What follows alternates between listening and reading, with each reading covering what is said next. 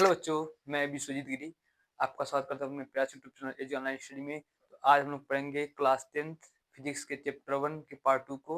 आशा करते हैं आप सभी स्वस्थ और जबरदस्त होंगे। चलिए शुरू करते हैं। तो आज का टॉपिक है reflection of light from plane mirror, समतल दर्पण से प्रकाश का परावर्तन। आज का टॉपिक पढ़ेंगे, उसका नाम क्या है? समतल दर्पण से प्रकाश का परावर्तन। तो हम जानेंगे किसी भी दर्पण या लेंस से परावर्तन पढ़ने से पहले जानेंगे कि ऑब्जेक्ट क्या होता है। हमें दो चीज देखने को मिलती है इस चैप्टर में, दो चीज देखने को मिलेंगी। ऑब्जेक्ट मतलब वस्तु, इमेज मतलब प्रतिबिंब। दोनों चीज से देखना पड़ेगा कि होते क्या है, ऑब्जेक्ट क्या होते हैं, प्रतिबिंब क्या होते हैं। देखते हैं पहले ऑब्जेक्ट क्या होते हैं। प्रकाश का वह वास्तविक स्रोत या वह वस्तु जिससे प्रकाश की किरणें निकलती हैं या प्रतीत होकर हमारे आंखों तक पहुंचती हैं, उसे वस्तु या ऑब्जेक्ट कहते हैं। ये तो इसकी परिभाषा है। इसकी अगर कोई पूछे कि इसकी परिभाषा क्या होती है, इसको आपको कॉपी में लिखना पड़ेगा।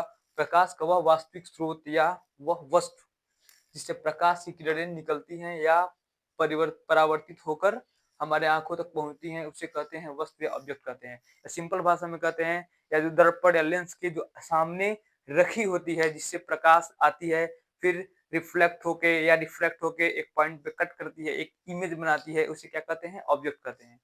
सिंपल सा है, एक भाषा में कहेंगे कि जो भी चीज दर्पण या लेंस के सामने रखी होती है उसे क्या कहते हैं?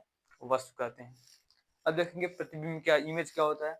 जब किसी दर्पण या लेंस द्वारा प्रकाश की किरणें मिलकर या मिलती हुई प्रतीत होकर किसी बिंदु पर एक आकृति बनाती है, उसे कहते हैं प्रतिबिंब। इसका मतलब जो ऑब्जेक्ट रखा गया है दर्पण या लेंस के आगे, उससे जो किरणें आ रही हैं वह लेंस से टकरा किसी एक पॉइंट पे कट करती हैं, वहां पे एक आकृति बनती है, इसे क्या कहते हैं? इमेज। तो हमको लग रहा है कि आपको इमेज और ऑब्जेक्ट के बारे में पूरी तरीके से समझ में आ गया है। हम जानेंगे अब इमेज के प्रकार। वैसे ऑब्जेक्ट के भी प्रकार पढ़ाए जाते हैं। ऑब्जेक्ट के प्रकार दो प्रकार के होते हैं, एक होते हैं वर्चुअल, एक होते हैं वास्तविक मतलब रियल।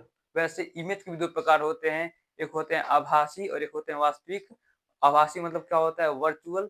रियल मतलब क्या होता है? वास्तविक। देखते हैं कि रियल इमेज और वर्चुअल इमेज में क्या अंतर है। देखिए, जो वर्चुअल इमेज होते हैं उन्हें क्या कहते हैं? आभासी। क्या कहते हैं? आभासी। इसे क्या कहते हैं? आभासी इमेज क्या होते हैं? आभासी प्रतिबिंब क्या होता है? एक ऐसा प्रतिबिंब जो स्क्रीन पे प्राप्त नहीं कर सकते हैं। जैसे मान लीजिए आप घर पे जाते हैं, अपने दर्पण पे अपना शीशा देखते, अपना चेहरा देखते हैं ना दर्पण में। तो आपके घर में प्लेन मीटर होता है, तो चेहरा देखते हैं। क्या आप जो चेहरा देखते हैं, जो इमेज आपका बनता है, क्या उसको आप स्क्रीन में प्राप्त कर सकते हैं? नहीं कर सकते हैं, क्योंकि वो क्या होता है, जो आपके घर में दर्पण लगा होता है वह समतल दर्पण होता है, वह प्लेन मिरर होता है। और प्लेन मिरर की प्रकृति ऐसी है, जो अपना इमेज बनाता है वो क्या होता है? आभासी होता है। मतलब जो हम लोग का प्रतिबिंब प्लेन मिरर से बनता है वो किस प्रकार का होता है? आभासी। इसे क्या कहते हैं? वर्चुअल।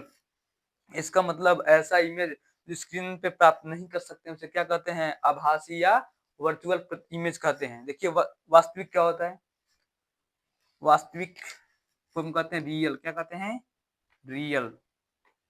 एक ऐसा इमेज जिसको हम स्क्रीन पे प्राप्त कर सकते हैं। जैसे मान लीजिए आप मोबाइल फोन से फोटो खींचते हैं तो स्क्रीन प्राप्त करते हैं ना, वो सभी क्या है? वास्तविक इमेज। इसलिए कहा जाता है वह प्रतिबिंब जिसको हम स्क्रीन पे प्राप्त कर सकते हैं उसे क्या कहते हैं? वास्तविक प्रतिबिंब कहते हैं। तो हमें लगता है आपको ऑब्जेक्ट के बारे में और इमेज के बारे में पूरी तरीके से समझ में आ गया है। हम देखते हैं अब समतल दर्पण जो होते हैं उससे इमेज कैसे, मतलब उसकी विशेषताएं क्या होती हैं। जैसे सबके घर में समतल दर्पण होगा, सब लोग देख के आते हैं, और सिलेबस में सबसे ज्यादा सवाल पूछे जाते हैं। क्लास 8 में तो इससे भर भर के सवाल पूछे जाते हैं, क्लास 9 क्लास 10 में भी, बोर्ड में भी इससे आते हैं, क्लास 12। चलिए पढ़ते हैं समतल दर्पण से जो प्रतिबिंब बनने की विशेषताएं क्या होती हैं।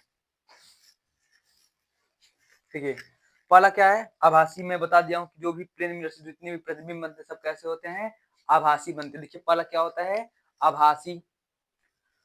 और जाएंगे अपना जब चेहरा देखते हैं अपने घर में जो दर्पण लगा होता है, क्या आपका चेहरा उल्टा हो जाता है? नहीं। कैसा बनता है? सीधा बनता है। कैसा बनता है? सीधा। इसे क्या कहते हैं? इरेक्ट कहते हैं। पहला देखिए आभासी बनता है, दूसरा इरेक्ट बनता है, तीसरा क्या?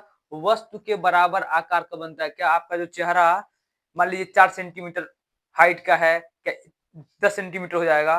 1 सेंटीमीटर हो जाएगा, नहीं 4 सेंटीमीटर का ही रहता है। इसलिए क्या कहते हैं, वस्तु के जो भी प्रतिबिंब बनता है वस्तु के आकार के बराबर बनते हैं, इसे कहेंगे सेम साइज ऑफ ऑब्जेक्ट। क्या कहेंगे, जो इमेज बनता है किससे, समतल दर्पण से, प्लेन मिरर से, और सेम साइज ऑफ ऑब्जेक्ट के साइज का बनता है इमेज। देखिए अगला क्या है, दर्पण से उतनी ही दूरी पर, देखिए सबसे महत्वपूर्ण, जो सबसे अधिक सवाल पूछा जाता है, जो भी मैथमेटिकली सवाल पूछा जाता है प्लेन मिरर से, सबसे ज्यादा सवाल यहीं से पूछा जाता है। इसको स्टार मार्क दीजिए, स्टार मार्क, जितना स्टार देंगे उतना ही कम है, इसको ध्यान से देखिएगा। लिखा है दर्पण से उतनी ही दूरी पर बनता है, जो प्रतिबिंब होता है दर्पण से उतनी ही दूरी पे बनता है जितनी दूरी पे दर्पण और ऑब्जेक्ट के बीच की दूरी होती है। देखिए लिखा है दर्पण से उतनी ही दूरी पर बनता है जितनी दूरी पर वस्तु रखी होती है। कहाँ से रखी होती है, जैसे मान लीजिए मेरे पास एक कोई प्लेन मिरर, देखिए आप ध्यान से देखिएगा, एक कोई प्लेन मिरर है, मान लीजिए इसका रिफ्लेक्टिंग सरफेस है, और ये क्या है, ये पेंटिंग वाला सरफेस है, पेंट किया गया सरफेस है, पेंट। ये कौन सा सरफेस है, रिफ्लेक्टिंग है। कैसा है, रिफ्लेक्टिंग है। मान लीजिए यहाँ पे कोई ऑब्जेक्ट रखा गया है, और ऑब्जेक्ट का जो है डिस्टेंस कितना रखा गया है, 4 सेंटीमीटर। इसका मतलब जो इमेज बनेगा कहाँ बनता है, तो पूछेगा कि समतल दर्पण में जो प्रतिबिंब बनती है वो कहाँ बनती है, दर्पण के आगे, दर्पण के पीछे, कहेंगे दर्पण के पीछे बनती है। कितनी दूरी पे बनती है, लिखा है जितनी दूरी पे ऑब्जेक्ट होता है, कहाँ से, दर्पण से, उतनी उतनी ही पीछे इमेज बनती है। कहाँ से, दर्पण से। देखिए 4 सेंटीमीटर है, ये भी कितना होना चाहिए, 4 सेंटीमीटर। देखिए मान लीजिए 1 सेंटीमीटर हाइट का है, कितना है, 1 सेंटीमीटर हाइट का है, तो ये भी कितना रहेगा, 1 सेंटीमीटर हाइट का। तो ध्यान से देखिए ये क्या है, सीधा है, इसका हेड ऊपर है, इसका भी हेड ऊपर है, हम कहेंगे क्या है, इमेज सीधा है, वस्तु के बराबर। देखिए 1 सेंटीमीटर यहाँ भी है, 1 सेंटीमीटर यहाँ भी है। लिखा है दर्पण से उतनी ही दूरी पर बनती है जितनी दूरी पर रहेगा। देखिए 4 सेंटीमीटर का यहाँ पे है, 4 सेंटीमीटर का यहाँ पे इमेज बन रहा है। और जो इमेज होता है वो कैसा होता है, आभासी होता है। ठीक है ना। तो अब हम पढ़ेंगे स्फेरिकल मीटर के बारे में।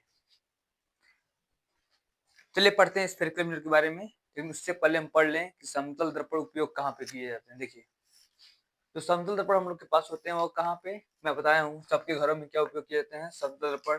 दूसरा जो एग्जाम में बहुत बार पूछा जाता है कि पेरिस्कोप में कौन सा दर्पण यूज करते हैं, तो कहेंगे क्या, समतल दर्पण।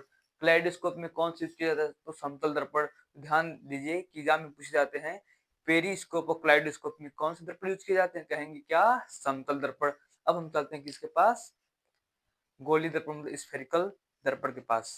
देखिए स्फेरिकल दर्पण क्या होते हैं, इसके नाम से समझ में आ रहा है कि यह एक गोले का टुकड़ा होगा। किसका टुकड़ा होगा, एक स्फेयर का टुकड़ा होगा। इसका परिभाषा को ध्यान से देखिए, लिखा है वे दर्पण जिनकी परावर्तक सतह, मतलब जहां से रिफ्लेक्शन होता है, जहां से रिफ्लेक्शन होता है उस हिंदी में क्या कहते हैं, परावर्तक सतह। इंग्लिश में क्या कहते हैं, रिफ्लेक्टिंग सरफेस। किसी गोले, किसी स्फेयर से, किसी गोले स्फेयर का एक भाग होती है, उन्हें क्या कहते हैं, गोली दर्पण कहते हैं। या सिंपल कह सकते हैं एक ऐसा दर्पण जो कर्व होता है, जो स्फेयर शेप का होता है, उसे क्या कहते हैं, गोली दर्पण या स्फेरिकल मिरर कहते हैं। ये दो प्रकार के होते हैं। देखिए ये कितने प्रकार के होते हैं, ये दो प्रकार के होते हैं। पहला क्या होता है, कॉनकेव, दूसरा क्या होता है, कॉन्वेक्स।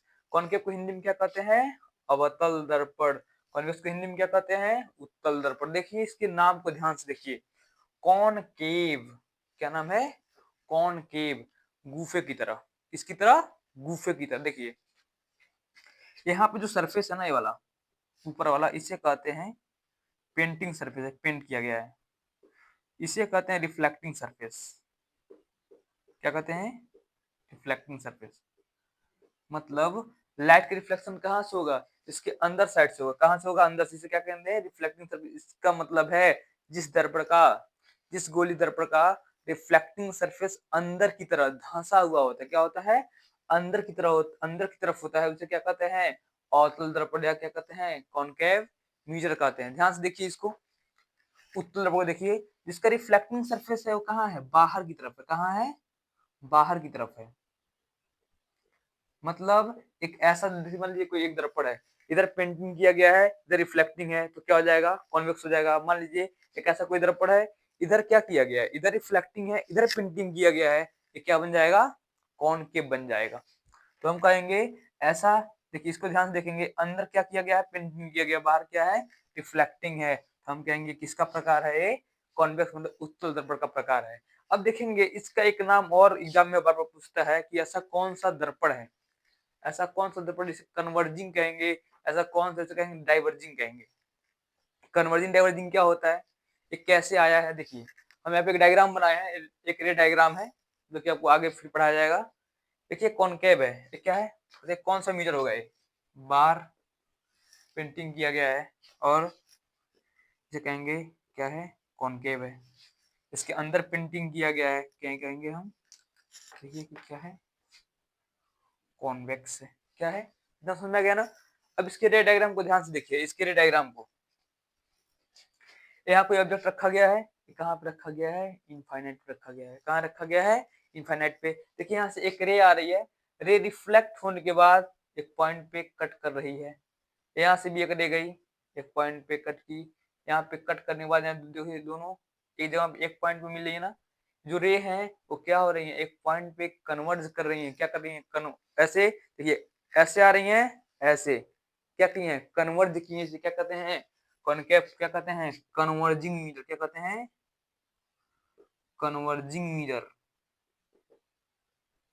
अब ध्यान देखिए कॉन्वेक्स को, एक रे ऐसे आया, एक रे ऐसे आया, लेकिन वापस क्या हो गया, रिफ्लेक्ट हो गया। देखिए एक रे ऐसे आया और ऐसे निकल गया, ऐसे आया और ऐसे निकल गया। देखिए एक रे आया, ऐसे करके क्या हो गया, निकल गया, मतलब क्या हुआ, डाइवर्ज हुआ। देखिए ऐसे आया है और ऐसे निकल गया है, मतलब क्या हुआ है, डाइवर्ज हुआ है। लेकिन यहाँ पे क्या दिखा रहा है, डैश डैश, ऐसा क्यों दिखा रहा है भाई, ये डैश डैश इसका रास्ता है, इसको ऐसे आना चाहिए था, लेकिन इसके बीच में क्या पड़ गया, इसके बीच में एक रिफ्लेक्टिंग सरफेस पड़ गया और रे कहाँ चली गई, रे बेंड हो गई और यहाँ पे क्या हो गया, रिफ्लेक्शन हो गया।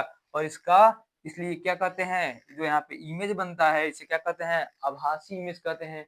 आपको पढ़ाया जाएगा जब अवतल दर्पण उत्तल दर्पण का जो पूरे जो पोजीशन ऑफ ऑब्जेक्ट होते हैं, इमेज पढ़ाए जाते हैं, वहां पे बताया जाता है जो कन्वेक्स मिरर होते हैं ना, जो उत्तल दर्पण होते हैं, उसके जितने इमेज होते हैं सभी क्या होते हैं, आभासी होते हैं। क्यों होते हैं, क्योंकि उसका जो रे आता है, जो रिफ्लेक्ट होने के बाद रे आती है, वह अपीयर टू मीट होती है, मिलती हुई प्रतीत होती है, वह एक्चुअल मिलती नहीं है। इसलिए जो इमेज बनता है, एक ऐसा इमेज जो ऐसे रे से बने, जो मिलती हुई प्रतीत होती है, उसे क्या कहते हैं, उस इमेज को क्या कहते हैं, आभासी इमेज कहते हैं। क्योंकि हमें कहाँ देखने को मिलता है, कॉन्वेक्स मिरर के केस में मिलता है, और जो कि सभी पोजीशन को आपको आगे पढ़ाया जाएगा, ठीक है ना।